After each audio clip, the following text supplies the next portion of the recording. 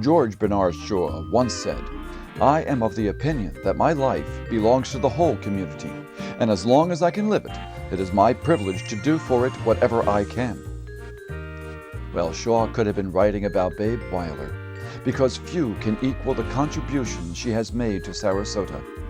Ask the Boys and Girls Club, or the Florida West Coast Symphony, or the Smith College Club. Ask the Women's Resource Center, where Babe is a past board member and a popular yoga instructor. Then there is her involvement with the YMCA Foundation, where she makes a difference for the children of our community.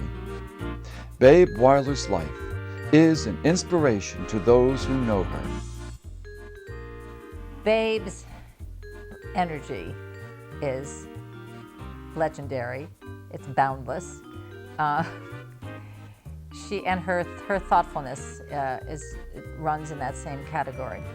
Whenever I do a show, Babe makes a point of coming to see it, and then after she has seen it, she writes me a note and she drops a note off in the mailbox. And she sees everything. She also comes backstage to make sure that she's made personal contact with me and has given me a hug and again validated. Well, I was the third child of Myra and Edwin Brickner, born in '07, obviously. And I was a big disappointment because I was supposed to be a boy. And so all the rest of my life I just became a tomboy. My parents, Myra was a perfectly marvelous woman, very, very warm and outgoing and very capable. And my father was a very strict disciplinarian, but since he was a college professor, he taught us some very fine English, and I'm grateful for that. But I was very fortunate because it was a loving, happy, joyful household where we had a lot of good times. The summers in Woodmere, I spent at the Woodmere Club swimming. And I learned to dive, and diving became my thing. And every single day I would swim a quarter of a mile. There was a bridge that was my focal point, and I would go there and back every day. And so I got a little bit tough with my father's permission and went to the Lawrence High School. And there I played on the basketball team simply because I was so very tall. And everybody thought it was kind of a joke now, but basketball was different in those dark ages. And we played girls' rules, which was also quite different. And I was very happy at the Lawrence High School and made a lot of friends. And in fact, it was there that I met Ned, my husband. And he went to Far Rockaway School, but through his best friend, Clarence Elsa's, or Red Elsa's, I met Ned. And that was the beginning of our love romance. So I did graduate. In fact, I graduated second in the class.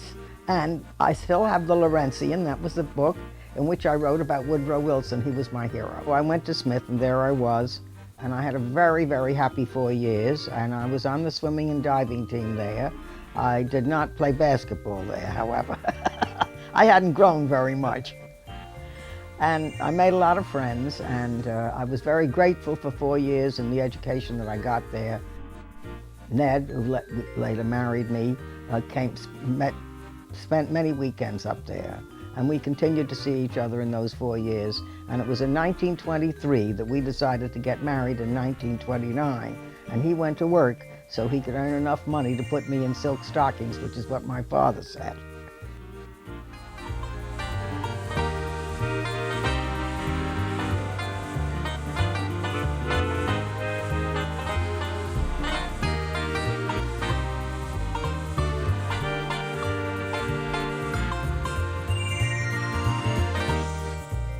Smith is still an important part of my life, and I'm very active here in Sarasota in the Alumni Association. In fact, when our president comes down, I have been invited to MC the evening, which is a great honor.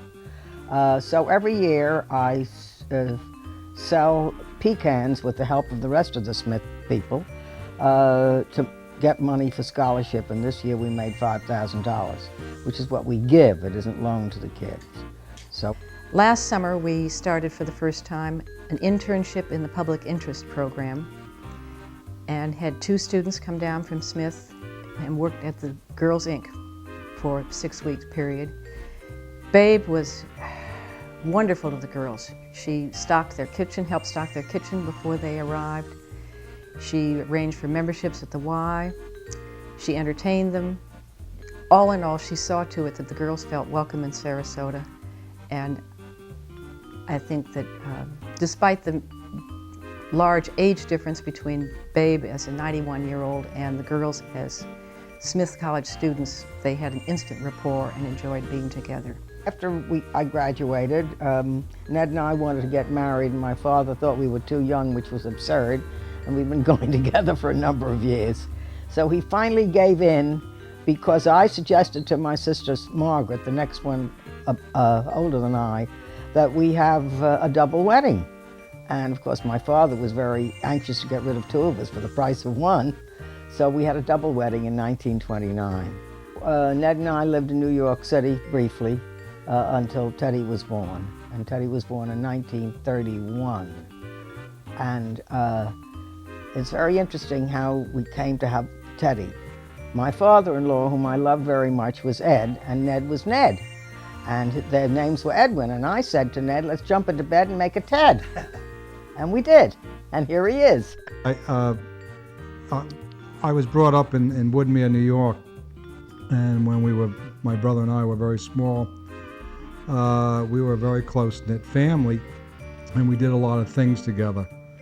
Mother was, even then, a good athlete, and my father not quite as good, but she was very active in those days, swimming and playing tennis and running around and partaking in all kinds of volunteer activities.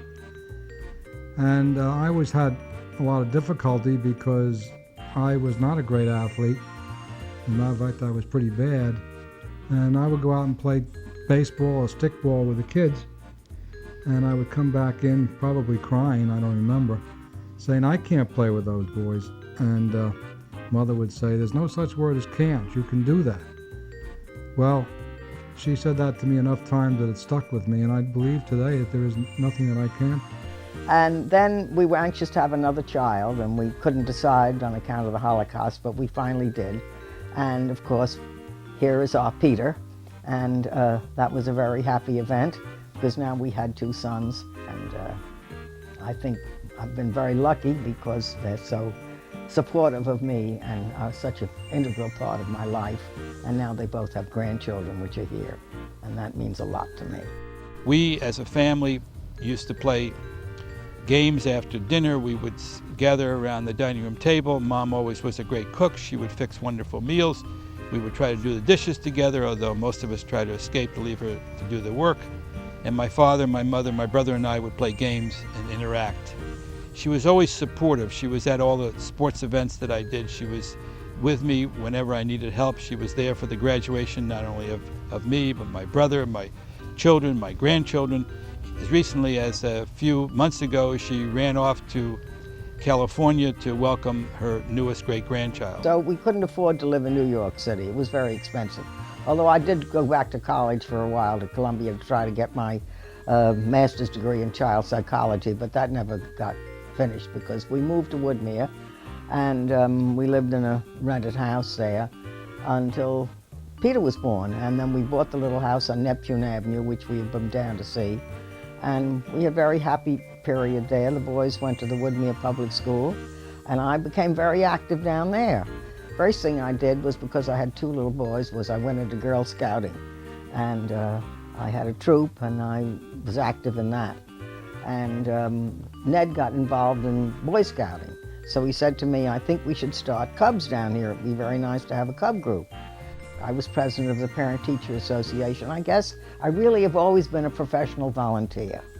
And when we left Woodmere, I was secretary of the Council of Social Agencies, besides my involvement with the schools and what the boys were doing, the scouting. And so that was how I got involved because it was around my children. I've always known Babe. She and Ned and my father and mother all grew up in the same town in Long Island together, and Ned and my father were best friends and went to school together. I've always known her, but I've known her very well since my husband and I moved here 10 years ago. And I can really say she's my life model. She's a wonderful mother, a great, wonderful, terrific grandmother. She has 7 grandchildren and 4 grandchildren, 7 great-grandchildren. And she thinks nothing of popping on a plane and going off to California or New York or Washington to be with the great-grandchildren. She gets down on the floor and plays with them, just like she was their age and she is their size. So that's such a wonderful quality. The love that exists in the family is just overwhelming.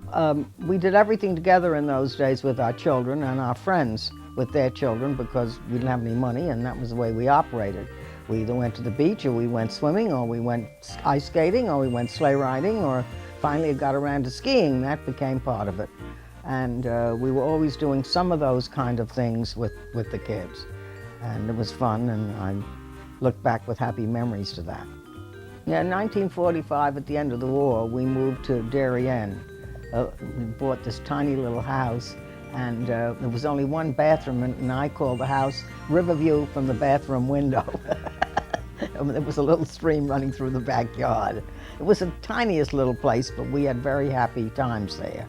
And I went back into the Red Cross, into the motor corps there, and they asked me to start teaching first aid, and I took a course and I was teaching first aid up there. And we moved to New Canaan in 1949. We only spent 4 years there. We were invited to a party which was called the Suppressed Desire Party. And of course I always wanted to be tall. And Peter, who used to go around in stilts, brought his stilts up, and he trained me to walk on stilts. And I remember walking around the swimming pool. Oh, I forgot to tell you that when we moved to New Canaan, we went over to the beaches, and here I'd grown up on these wonderful sandy white beaches in Long Island, and here were these rotten beaches. And I said to Ned, "These are awful, let's have a swimming pool." He said, "Only millionaires build a swimming pool," but he found someone who would build one for $2,500, and we built a swimming pool. So in 1959, we were on our first trip from Europe, and we were coming home, and Ned said to me, "How would you feel if I sold my business and retired?" And I said, "Do we have enough money to live on?" And his reply was, "I think so." 1962, we bought the house that I'm living in now. And the reason that I wanted to live here was I was still a big swimmer. And we were right across the street from the beach. And I insisted that that was the big thing about Sarasota, was the Gulf. So we moved here, no swimming pool, but we went across the street to the beach to swim. And Ned asked me if I wanted a second car because we came down with one car. And I said, "No, I don't need a car, buy me a bicycle." And that was in November. Well, it took him until March to be convinced that a bicycle was the real thing I wanted. So we went to the village on State Street and we bought a bicycle. And we couldn't get it in the car, and I said, "Ned, I'll ride it home." So I rode it home, and we got home, and I said, "You know, we live on an island. I came across 2 bridges." I didn't realize then. So I continued to ride bicycles. I still have one. And I think it's the 3rd one since we live here, and I continue to swim. Another thing that I was blessed by was, we moved here in 1962, and in 1967, my oldest sister Helen, who's the mother of John, who was like another son to me, because he was an only child, Helen moved here with her husband, and she and I were so close that when I made the remark to James and Dina that I missed Helen more than Ned, they said to me, "Well, you knew her longer." So Ned and I went over, and he became very active in the boys' club. And I walked into the library, and there was an elderly lady there, not nearly as old as I am now, but to me she was very old. And I said, "You know, I'd be interested in doing something like this." And she said to me, "Boy, do I need you." When the Boys and Girls Club first opened in February of 1970, BabeWeiller and her husband Ned were 2 of the very first volunteers that we had. And while Ned was busy serving on the board and developing policy for the club, Babe was right there with him every day after school working with the children in our library. We had a wonderful lending library for the children. They could come to the club, check books in and out, take them home, read them, come back and have story time. And Babe was one of the very early pioneers in that for us. She went through all of our books, learned the Dewey Decimal System. I don't think Babe had a library background, but she knew how important reading and learning to enjoy a book was for our children.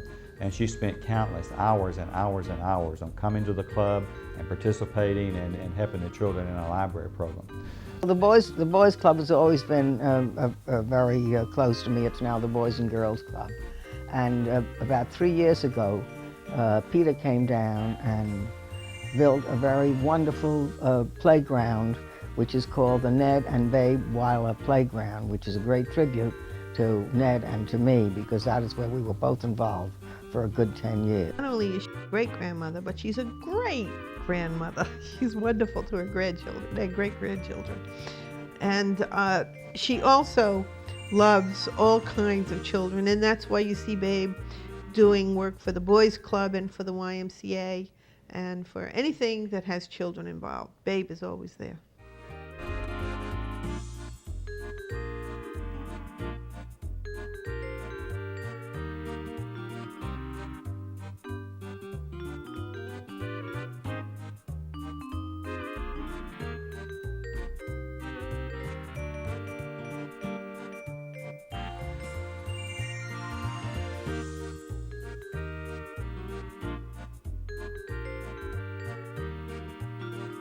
I have never met a woman that has as much energy as Babe does. She makes you laugh the whole time. Even sometimes she's just doing something that she thinks is quite normal, and it just cracks me up. And she throws these wonderful parties that she cooks for, and when I give a party, she always says to me, "What are you cooking?" And I say, "It's whatever Phil is cooking," and she says, "I've never had a caterer in my house." And that's why I figured out that salad, because I find a mixed salad very hard to do for a lot of people, because you have to do it the last minute stuff, and you have to wash all the vegetables and stuff. And so I tried to do what I could do beforehand. So that's why I made the aspic. And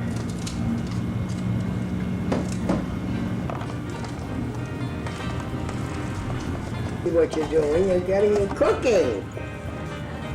Oh, I wouldn't exactly call this cooking.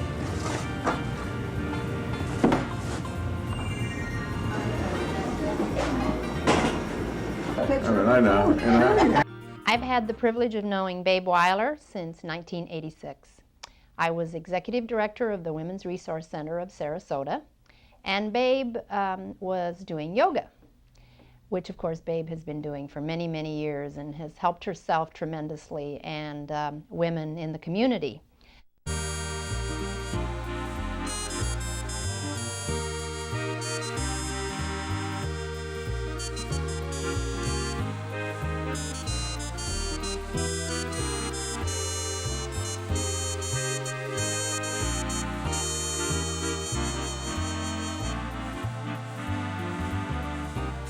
As director of the Women's Resource Center for 5 years, I relied on Babe tremendously. She was a wonderful, wonderful part of our organization, provided a great deal of outreach, both in bringing clients to the center and in providing financial resources.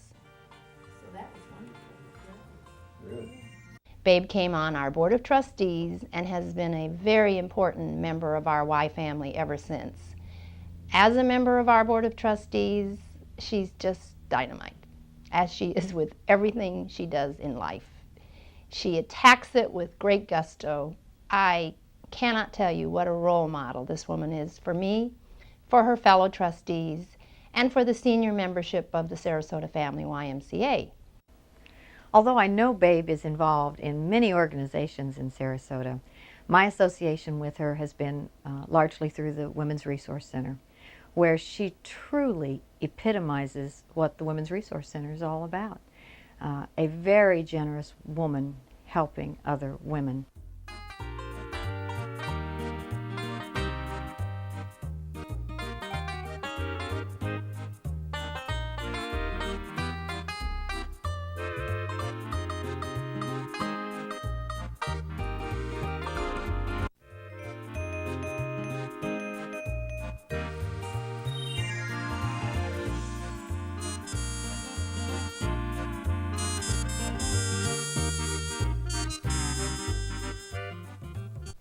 I just am very, very fortunate. I've lived a very wonderful life, and I've been very fortunate and protected and privileged. But there's one thing I'm going to say before I close. The most important ingredient in life is love, and that's what I've decided. And people ask me about old age, and I say old age is an adventure, and that's the way I treat it. and I don't look at the calendar and I don't think about how old I am or what I can do or what I can't do. I just go ahead and do. Catherine BabeWeiller is a woman for all seasons. During her lifetime, she has been an enthusiastic participant in all that life has to offer. She has achieved a balance few can imitate. Babe has had a rewarding life with her family and at the same time has worked as a volunteer, helping to make Sarasota better for all people.